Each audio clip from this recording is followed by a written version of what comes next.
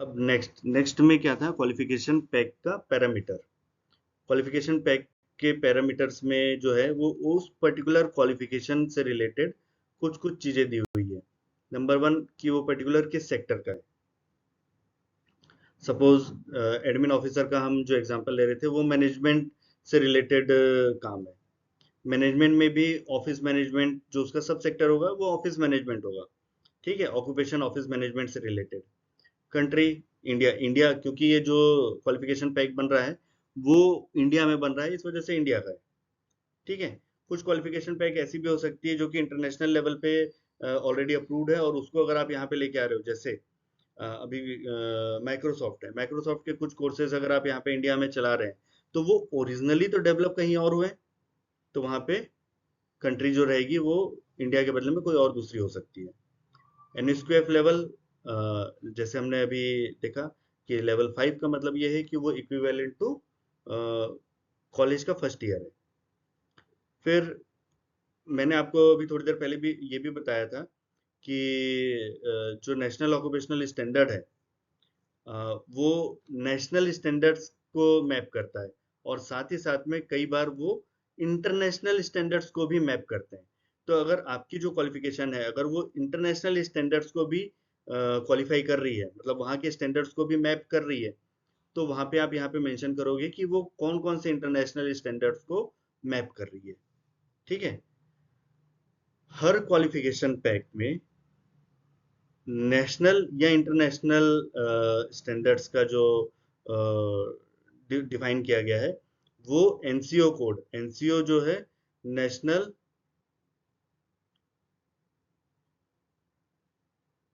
नाम मैं भूल रहा हूँ, एनसीओ, एनसीओ कोड कहलाता है वो। मैं शॉर्ट में थोड़ा मिस कर रहा हूँ मैं शायद, जब वीडियो एडिट हो तो मैं उसमें नीचे लिख दूंगा इसका फुल फॉर्म क्या होता है।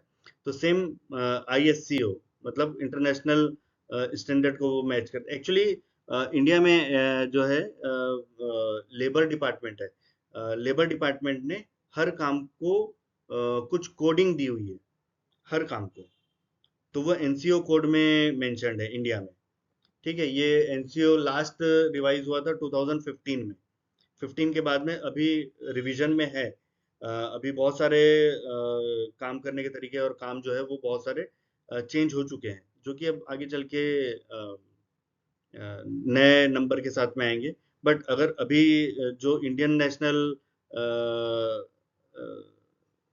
जो एनसीओ कोड है, मतलब जो इंडियन स्टैंडर्ड्स है उससे जो मैप कर रहा है वो कोड यहाँ पे डालना पड़ेगा, और इंटरनेशनल है तो इंटरनेशनल कोड आपको यहाँ पे मेंशन करना पड़ेगा।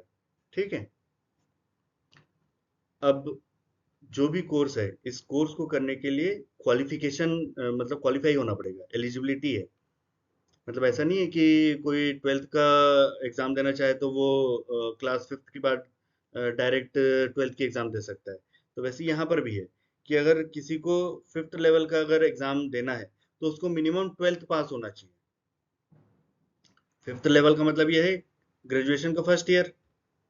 तो ग्रेजुएशन का फर्स्ट ईयर मानना है या करना है तो उसको या तो 12th ग्रेड पास होना चाहिए या फिर 11th ग्रेड पास होना चाहिए, और स्कूल वो अभी भी कंटिन्यू कर रहा है, मतलब 12th की पढ़ाई कर रहा है।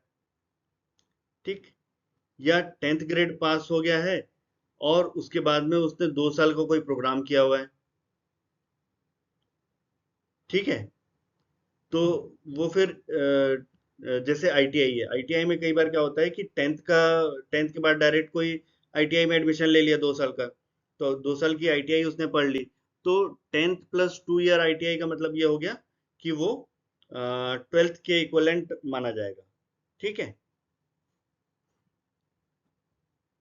अब 10th के बाद में सेकेंड ईयर में पढ़ रहा है, 3 ईयर डिप्लोमा है। जैसे पॉलिटेक्निक होता है, तो जो पॉलिटेक्निक होता है वो 3 साल का प्रोग्राम होता है, उसमें अगर वो कोई सेकेंड ईयर में है तो भी वो 10th के बाद अगर वो कर रहे हैं तो 10 + 2 12 हो गया, तो भी वो इक्वलेंट टू 12th हो गया। तो जो इस लेवल पे है वही पर्सन याला 5th लेवल का कोर्स कर सकता है या क्वालिफिकेशन पैक को पढ़ सकता है। ठीक है, उसकी एलिजिबिलिटी एंट्री क्राइटेरिया है ये। ठीक। अब 11th के बाद में अगर 1 साल का एक्सपीरियंस है, अच्छा, अब ये एक्सपीरियंस को 1 साल का कैसे माना जाएगा? अभी जो न्यू एजुकेशन पॉलिसी है ना, न्यू एजुकेशन पॉलिसी में नेशनल क्रेडिट फ्रेमवर्क जो अभी इंडिया में बना है, इंडिया में जो नेशनल क्रेडिट फ्रेमवर्क बना है, उस क्रेडिट फ्रेमवर्क में एक्सपीरियंस को भी माना गया है कि आप अगर 2 साल का 1 साल का एक्सपीरियंस ले रहे हो, अगर आपने 1 साल में 1200 घंटे की का एक्सपीरियंस ले लिया है, तो उसको 1 साल की पढ़ाई के बराबर माना जाएगा। इसको कौन सर्टिफाई करेगा?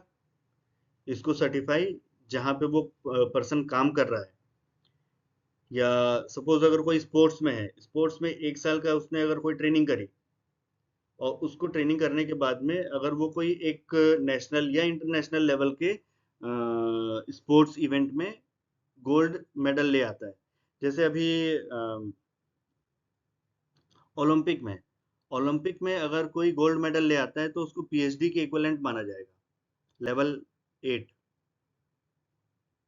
लेवल 8 जो है, हालांकि वो पढ़ाई नहीं की है, पर उसको पीएचडी लेवल की मान्यता मिलेगी। जैसे आप बहुत सारे एक्टर्स के बारे में देखे होंगे, या क्रिकेटर्स, स्पोर्ट्स पर्सन को देखे होंगे कि किसी यूनिवर्सिटी ने उन्हें पीएचडी, डॉक्टरेट की डिग्री दे दी। बहुत सारे ऐसे एक्टर हैं जो कि पढ़े लिखे नहीं है, बट क्योंकि उन्होंने एक्टर्स जो है, उसने एक्टिंग के क्षेत्र में इतना अच्छा काम किया, उसने इतने सारे अवार्ड जीते हैं, और इतने समय से वो काम कर रहा है कि उसको उस पर्टिकुलर क्षेत्र में पीएचडी हो गई है, या पीएचडी मिली है। ठीक है, जैसा आप बहुत सारे एग्जांपल देखे होंगे, बहुत सारे एक्टर हैं, एक्ट्रेस हैं जो कि जिनको ये डिग्री मिली हुई है, मतलब पीएचडी मिली हुई है, डॉक्टरेट मिला हुआ है। मैं अगर गलत नहीं हूं तो शायद सचिन तेंदुलकर को भी क्रिकेट के लिए किसी यूनिवर्सिटी ने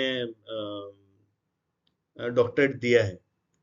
मैं श्योर नहीं हूँ, बट मेरे को ऐसा लगता है कि मैंने कहीं पढ़ा है, मेरे को ऐसा लग रहा है, याद आ रहा है कि उसको भी मिला हुआ है। तो ऐसे बहुत सारे एक्टर हैं, क्रिकेटर हैं, उनको डॉक्टरेट का सर्टिफिकेट मिला हुआ है, या सॉरी डिग्री मिली हुई है। ठीक है, अब जो भी क्वालिफिकेशन पैक बनाई जा रही है, वो क्वालिफिकेशन पैक जो है, वो सिर्फ ड्रॉप आउट्स के लिए नहीं है, वो स्कूल में पढ़ने वाले लोगों के लिए भी है।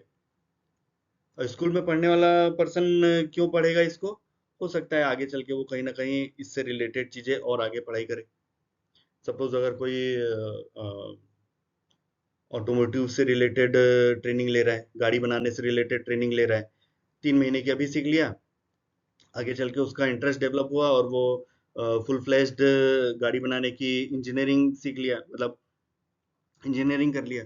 अब इंजीनियरिंग वो कर लेगा, तो उसमें क्या होगा कि इंजीनियरिंग के बाद में उसको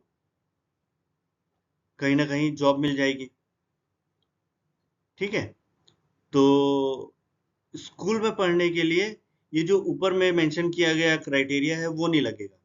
मतलब स्कूल में पढ़ने के लिए ऐसा जरूरी नहीं कि ये 5th ग्रेड का अगर है तो 12th के बाद ही वो स्कूल में पढ़ेगा। भाई 12th के बाद तो वो चला जाएगा स्कूल से, स्कूल में कैसे पढ़ेगा?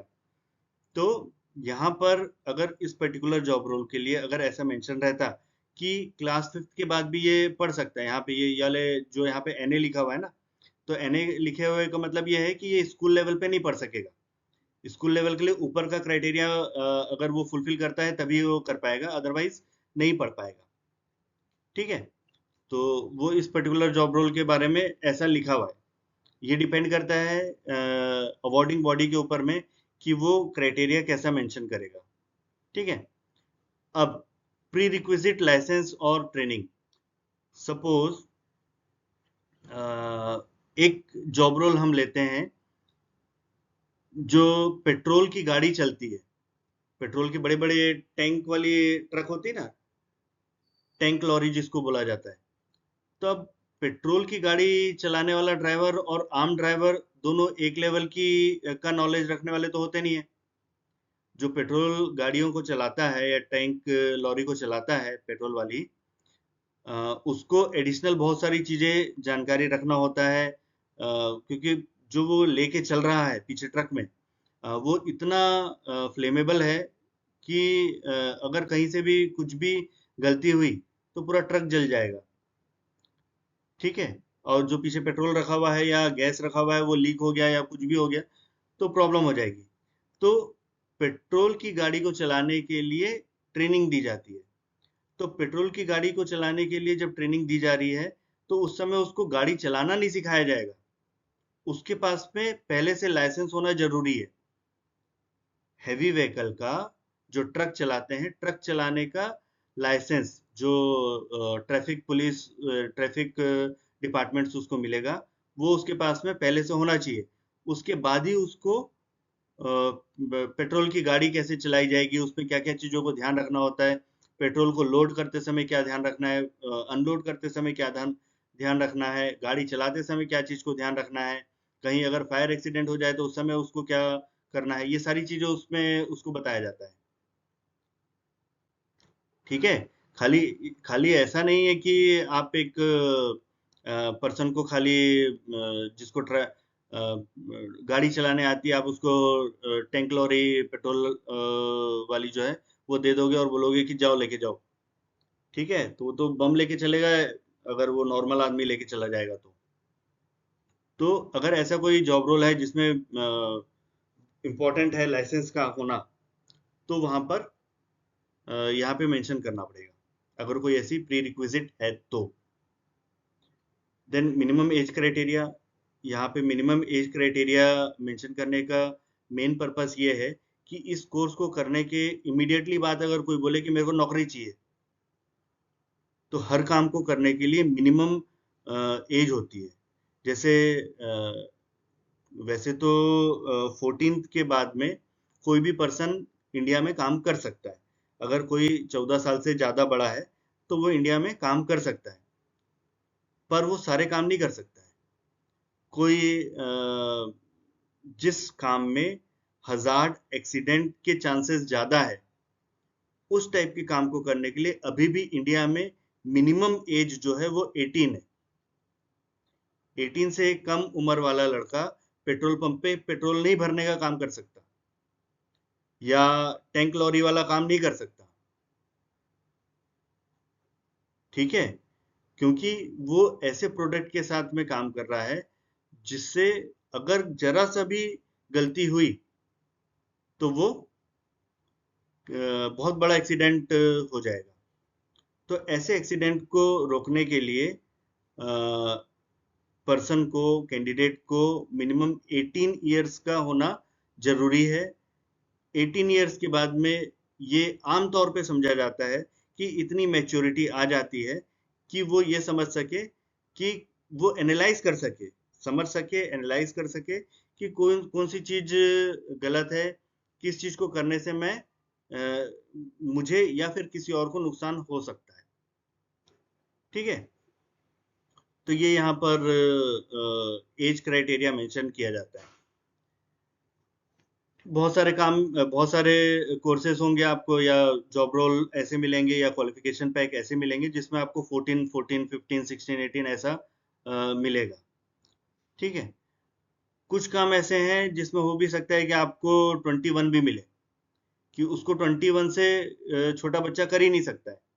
सपोज अगर ऐसे बहुत सारे पर वो सब थोड़ा एक्सीडेंट से रिलेटेड, हजार से रिलेटेड या केमिकल हैंडलिंग से रिलेटेड कोर्स, वो जॉब होते हैं, है ना, जिसमें अपने को बहुत ज्यादा ध्यान रखना पड़ता है। ठीक है, तो ये यहाँ पर मेंशन रहता है। देन लास्ट रिव्यू ऑन, ये रिव्यू कौन करता है, ये रिव्यू करता है एनसीवीटी। एनसीवीटी सबसे पहले हम ये देख लेते हैं, NCVT approval date. Approval date का मतलब जिस दिन एनसीवीटी की कमिटी होती है, एनएसक्यूसी होती है, नेशनल क्वालिफिकेशन कमिटी जो होती है क्वालिफिकेशन को अप्रूव करने के लिए। तो ये क्वालिफिकेशन अप्रूव करने वाली जो कमिटी होती है उसने जिस दिन इस क्वालिफिकेशन को अप्रूव किया, वो डेट आती है नेशनल NSQC अप्रूवल डेट में। फिर नेक्स्ट रिव्यू डेट, जनरली हर एक क्वालिफिकेशन को 3 साल में रिवाइज करना होता है। 3 साल बाद उसमें कुछ ना कुछ या तो टेक्नोलॉजी से रिलेटेड चेंजेस आएगा या फिर कोई ना कोई तो चेंजेस आता है, तो इसलिए उसका रिवीजन या रिव्यू किया जाता है। ठीक, तो नेक्स्ट रिव्यू डेट वो रहेगी। और सपोज कोई क्वालिफिकेशन जो है वो 3-4 बार अप्रूव हो चुकी है, मतलब 3-4 बार रिवीजन हो चुका है, तो उसका लास्ट रिव्यू कब हुआ था वो चीज की डेट यहाँ पे डलेगी। ठीक है, तो ये 3 वो चीज है। और देन वर्जन, वर्जन जो होता है, फर्स्ट फर्स्ट टाइम अगर कोई क्वालिफिकेशन अप्रूव हो रही है तो वर्जन 1 है। उसमें कोई रिवीजन आ रहा है किसी भी समय में, तो जब जब उसमें रिवीजन आएगा तब तब वर्जन चेंज होते जाएगा। सपोज 3 साल बाद रिव्यू करने का था, 3 साल बाद उसमें रिव्यू हुआ और उसको फिर से अप्रूव किया गया, ओके किया गया कि हाँ चलो अगले 3 साल के लिए ये क्वालिफिकेशन में जो ये चेंजेस किए गए हैं उसके हिसाब से ये कोर्सेज पढ़ाए जाएंगे, तो वो वहां पे वर्जन 2 हो जाएगा। पर फर्स्ट टाइम क्या रहेगा, वो वर्जन 1 रहेगा। ठीक है, ये क्वालिफिकेशन पैरामीटर होता है।